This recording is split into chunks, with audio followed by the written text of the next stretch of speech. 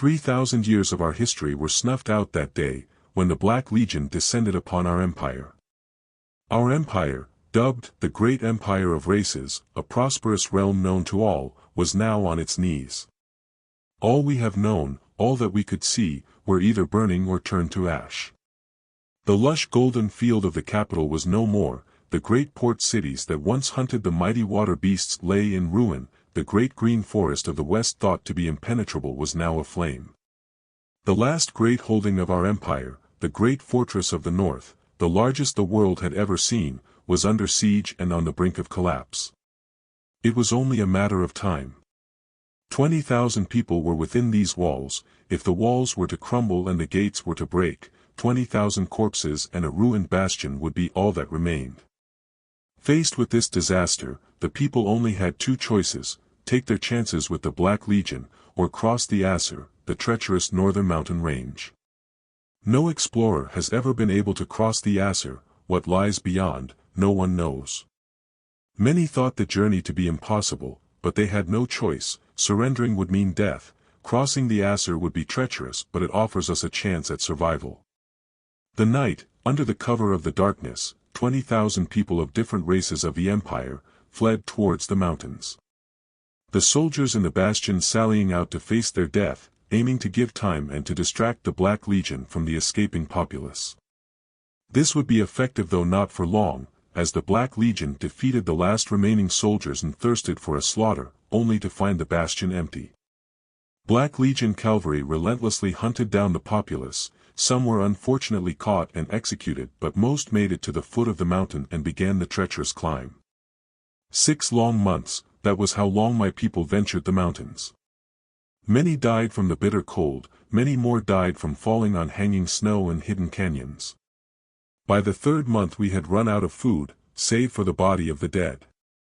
What we did enabled us to survive.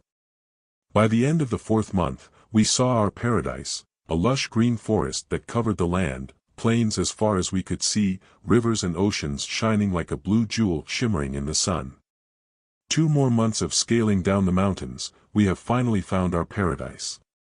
We were deceived, this land was no paradise. The forest is filled with monsters we have never seen before, the trees are alive, the plants poisonous, waiting for the opportunity to take your life. Our happiness turned to fear, the glowing rivers and oceans hid monsters of unimaginable proportions. There was no life here, only monsters, or so we thought. Out of the 20,000 people, more than 15,000 died crossing the Aser, more than 1,000 died after a week in this new land. Our hope was fading, despair loomed over all of us, it seems our journey was for naught. The very next day, we awoke to a dead monster in front of our settlement. The monster was already gutted and cleaned. This monster was huge, almost 3x our size, its tails were like a mace, armored from head all the way to its toes. We all stood in awe. Even if everyone in the settlement fought this monster, I doubt that we could even bring it down. The fact that the monster was beaten and prepared for us was mysterious. Is it a friend or a foe? Regardless, we now know that something out there has the ability to kill the monsters. The smell of the meat awakened a primal hunger. We had not eaten for days, surviving on scraps and what we could forage. We immediately butchered and cooked the monster, devouring it completely, not even leaving anything.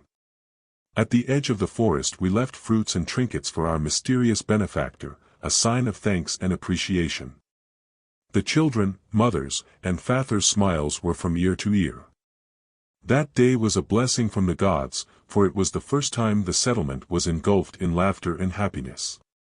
But a question still stands: who was the mysterious person who left the monster? And why? Once every week, the mysterious person would leave monster after monster. Hunters would examine each monster meticulously, studying their anatomy, and learn how to kill it. Expeditions were now being organized to explore more about this land. Scouts and hunters ventured further into the forest, mapping the terrain and cataloging plants and monsters alike. We adapted to our surroundings. Hunters developed techniques and traps for monsters, and soon we would hunt them ourselves. Our settlement grew in size as our population grew. New families were formed, children were born into a world where survival no longer felt like a daily gamble. But the gifts are still arriving, each week without fail. This still intrigues us, the mysterious person still eludes us. Many had tried to catch the mystery person in the act, but none ever saw even a glimpse of him. We created a shrine in front of the gates for the mystery person, a simple stone pillar with an altar filled with offerings. Not long after we would see our benefactor. A stormy night, the rain lashing down and the wind howling through the trees, the sky was echoed with lightning and thunder creating a thunderous symphony. All were either asleep or inside their homes. The guards heard a noise from the edge of the forest and peered over the walls. Red eyes covered the forest, glinting ominously in the dark. The guards rang the alarm. Soldiers, hunters and civilians rushed towards the wall, ready to defend the inevitable attack. The red eyes grew closer. In the flashes of lightning, we could see shapes of monstrous beings charging towards the wall. The archers opened fire, scoring a few hits, but this did little to stop the monsters' advance. Some monsters scaled the walls and entered the settlement, while some were banging on the gate, aiming to break it. The gate would stand but not for long. The monsters were fierce, killing many soldiers and hunters. But we were not to be underestimated, some had scored kills among the tide of monsters. The battle raged on, with both suffering heavy losses. But the monsters were endless, and to make matters worse, the gate was broken, the monsters overwhelmed us. In this desperate struggle for survival, we saw them. We saw our benefactors for the very first time. They were small, smaller than us. Their skin, pale pink. They had 2 arms and legs. Monster heads' bones covered their face, while bits and pieces of bone armor and fur covered the rest of their body. They came from the forest, behind the monsters. One threw his spear at the monster, it pierced its fur and yelped in pain. The other monsters saw this and turned around, relieving some pressure on us. The monsters charged them and a fight ensued. Monsters fell by the many with precise shots from long distances and coordinated attacks that could rival species with hive minds. The benefactors used projectiles, rocks, spears, hatchets, anything they could get their hands on. They retreated with speed deeper into the forest, where only sounds of battles echoed throughout the night. The dawn broke, we had won, but at a large cost. Red blood ran the muddy streets, draconians, fairies, dwarves, felonists, and monsters lay dead or dying, among the walls, gate, even the rooftops of houses. We gathered the dead, and mourned the fallen.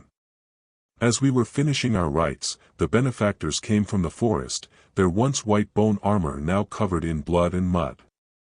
Now we saw them clearly, the ones who gave us a chance at survival. They walked towards us, behind them dragging the corpses of monsters, laying them in front of our walls. Their faces were grim and weary, many of their people were injured and some missing limbs. Their leader held a large wolf head, its jaw snarling frozen. The leader, raising it above him. The leader of our settlement met the benefactor at the gates. The benefactor pulled out one of the huge fangs from the wolf's head, drilling a hole and passing a thread across it, creating a necklace before presenting it to our leader. The leader was hesitant to accept but accepted nonetheless. The benefactor pulled the other fang and created another necklace and wore it himself. The benefactors cheered loudly, rivaling that of thunder, and started to butcher the remains of the monsters. The people were shocked as the benefactors, after butchering the monsters, entered our settlement. The benefactors tended to their injured in the square, setting up campfires and cooking the monsters, much to the amusement of the people. Without even realizing, accepting the necklaces meant that we were now friends, and according to their tradition, a feast was to be held in the name of friendship. The people were hesitant at first, as the benefactors sang and talked in a language we could not understand. But the atmosphere slowly pulled people into the party. The people pulled out meads, one that the benefactors had never seen before. They seemed awestruck in simple metal hatchets, spears and the like. Everything was new to them, the wooden houses, metal armors, blacksmiths, etc. Due to this we call them white human, meaning white bone men in old tongue. The white human stayed for the entire day. They traded fur for food and mead, before setting off once again, disappearing into the forest. This was the origin of humans, our greatest ally, and our fiercest foe. One that would eventually become the world's savior.